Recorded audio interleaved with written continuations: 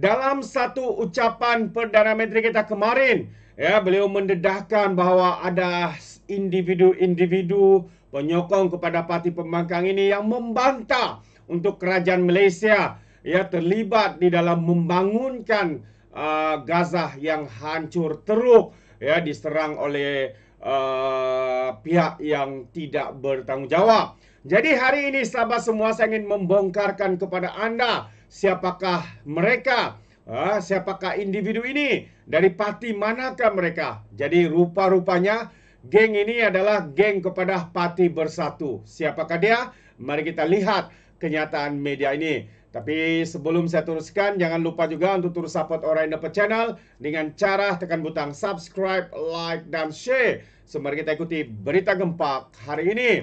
Pecah tembelang, rupanya Sekutu Bersatu tidak suka kerajaan bantu ataupun membangunkan Gaza.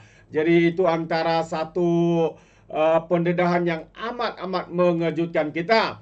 Jadi seorang ahli politik yang merupakan sayap kepada sayap bersekutu Parti Pribumi Bersatu Malaysia, yaitu Bersatu secara terbuka membantah usaha kerajaan Madani untuk membina semula Gaza yang dimusnahkan oleh pengganas. Naib Ketua Sayap Bersekutu Bersatu, Sri Sanjeevan Ramakrishnan mengingatkan Datuk Seri Anwar Ibrahim supaya berperanan sebagai Perdana Menteri Malaysia dan bukannya Perdana Menteri Gaza. Dia yang pernah ditarik gelaran Datu pada tahun 2021 oleh Istana Pahang juga tergamak menganggap hasrat kerajaan Malaysia untuk melaksanakan projek Bandar Wakaf sebagai modal politik sambil mengungkit manifesto Pilihan Raya Pakatan Harapan pada 2008. Jadi untuk pengetahuan, projek Bandar Wakaf ini ya tidaklah menggunakan wang-wang daripada rakyat, wang daripada negara. Kalau dia faham perkataan wakaf, wakaf itu adalah sedekah. Sesiapa sahaja yang memberikan sedekah terpulang. Kalau tidak mau bagi, duduk diam-diam. Jangan angkat perkara ini sebagai alat politik dan sebagainya. Wakaf tidak kira daripada seluruh rakyat dalam negara kita, daripada negara-negara lain seperti Jepun, Arab Saudi, Qatar, dan UAE dan sebagainya. Ini adalah tidak ada paksaan ya untuk menderma, untuk memberikan ya bantuan untuk membangunkan wakaf. Itu maksudnya projek wakaf. Kalau orang ini tidak faham, mungkin Parti Bersatu ini perlu adakan kelas wakaf, sahabat-sahabat semua. Dan harga minyak dah turun, pendidikan dah percuma, harga kereta dah turun, PT-PT dah masuk katanya. Jadi ini dia ulas baliklah janji-janji yang pernah kononnya dibuat, tapi salah satu yang dikatakannya itu adalah satu fitnah, PT-PT dan masuk. Manifesto Pakatan Harapan tidak pernah mengatakan akan memasukkan PT-PTN. Yang ada adalah PAS, sahabat-sahabat semua. Jadi katanya tunai dulu segala janji kepada rakyat Malaysia sebelum nak fokus bantu rakyat Gaza. Jadi PM Malaysia jangan jadi Perdana Menteri Gaza katanya. Jangan jadikan isu Gaza sebagai modal politik untuk mencari publicity dan undih katanya. Menerusi hantaran di Facebook dan juga laman X. Jadi rata-rata rakyat Malaysia kecewa dan mengecam pendirian ahli majlis pimpinan tertinggi Parti Bersatu berkenaan selain menasihati Sanjeevan yang pernah didakwa atas pertuduhan memeras ugut seorang anak bekas pesuruhjaya Polis Sabah pada tahun 2014 sebelum dilepas dan dibebaskan. Katanya, hang duk diam-diam bak Malaysia nak bantu Palestin. Ini ideologi dari mana? Kena tunggu kaya baru nak sedekah. Kalau macam inilah ideologi yang dibawa oleh kumpulan kamu, baik jangan tawar diri sebagai pemimpin. Letak jawatan sahaja ataupun bersatu secara umumnya tidak mau bantu rakyat Palestin, soal rakyat lagi. Manifesto tahun 2008 kau tuntutlah dalam tahun 2008 dalam PR15 P tak menang. Tiada parti yang menjeriti hingga akan YDP titah tubuh kerajaan perpaduan yang parti kau tolak dan derhaka, kata seorang lagi warga maya. Kau ni penyambat Zionis ke soal seorang lagi rakyat. Dan satu lagi komen, kau boleh balik India kalau tak setuju. Jangan jadi rakyat Malaysia. Demikian antara kecaman warga di akaun laman X individu ini. Jadi semalam Perdana Menteri menyelar pihak tertentu termasuklah bekas menteri yang mempersoalkan usaha Malaysia untuk membantu pembangunan semula Gaza. Ini perasaan hati manusia bagaimana kita tolong orang kampung lain. Orang boleh kata kampung kamu pun belum selesai, tapi dalam Islam dia tidak pernah fikir begitu, kata Datuk Seri Anwar Ibrahim ketika dalam satu majlis kenduri rakyat di perkanan Masjid Al-Mutakin Taman Meru di Ipoh Perak. Terbaik. Jadi inilah muka-muka pengkhianat, ya, muka-muka yang menggunakan isu-isu seperti ini sebagai isu politik dan sebagainya. Adakah mereka ni begitu kesian sahabat semua, sehingga tidak punya isu, sehingga tidak ada perkara lagi yang boleh dilakukan. Jadi dalam masa yang sama juga, Setiausaha Politik kepada Perdana Menteri ya turut mengecam tindakan-tindakan mereka yang mengkritik ya keputusan ataupun usaha kerajaan untuk membangunkan Gaza yang hancur teruk ya, kerana serangan yang begitu tidak berperi kemanusiaan sahabat-sahabat semua. Itu antara kenyataan ya daripada Setiausaha Politik Perdana Menteri. Jadi apakah yang beliau nyatakan ya ke dalam kenyataan penuh ini? Ini yang menarik juga untuk saya bawakan bersama dengan Anda.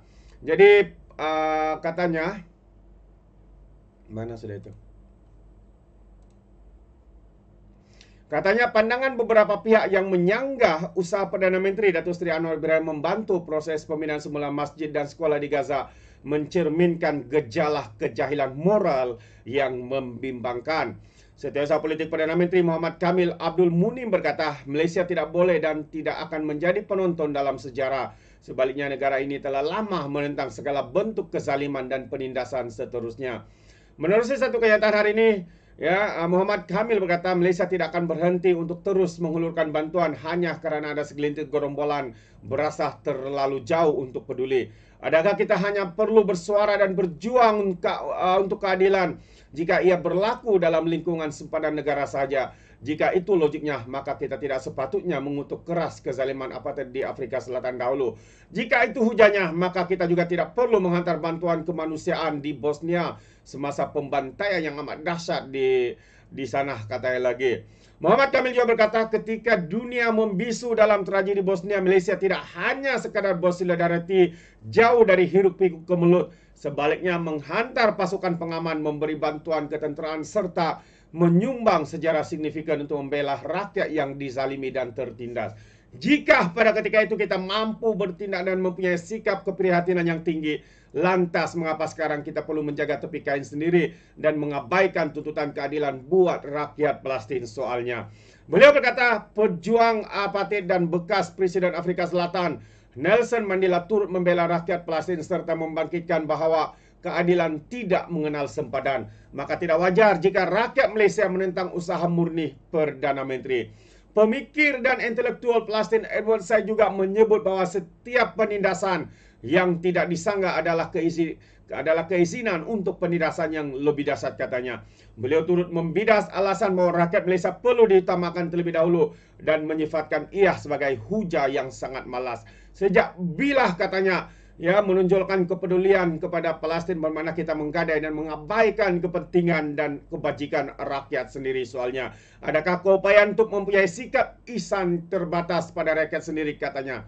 Dan pada Khamis, media melaporkan bekas perdagangan antarabangsa dan industri Rafida Aziz menyarankan agar kerajaan memberi keutamaan dalam menyelesaikan isu dalam negara terlebih dahulu sebelum menyatakan komitmen untuk membangunkan semula Gaza. Perdana Menteri pada Rabu berkata, Malaysia akan membina sebuah hospital, sekolah dan masjid sebagai usaha permulaan dalam membantu membangunkan semula Gaza. Ya, itu adalah projek bandar wakaf. Kena ketahui maksud apa wakaf itu. Jangan jadi rakyat yang buta dan tidak tahu apa yang dinyatakan. Jadi itu dia sahabat semua. Kita pun sudah tahu siapa-siapa antara mereka yang menghalang ataupun tidak bersetuju untuk kerajaan kita, Perdana Menteri kita mahu untuk menyalurkan dan juga mahu membina satu projek bandar wakaf, membina sekolah, hospital dan juga masjid di Gaza. Dan ia bukannya secara 100% ya untuk menyalurkan wang negara, wang rakyat dan sebagainya, tetapi ia adalah satu projek bandar yang digelar sebagai projek bandar wakaf. Wakaf itu adalah derma. Sesiapa saja boleh menderma. Kalau bersatu ini tidak mau menderma, tidak mau bersama-sama untuk membangunkan Gaza, duduk diam-diam. Ya, jangan bising, jangan menghasut orang untuk memperbodohkan rakyat Malaysia dan sebagainya. Jadi sahabat semua, itu pandangan saya. Bagaimana dengan Anda? Anda boleh berikan komen ya di dalam ruangan komen.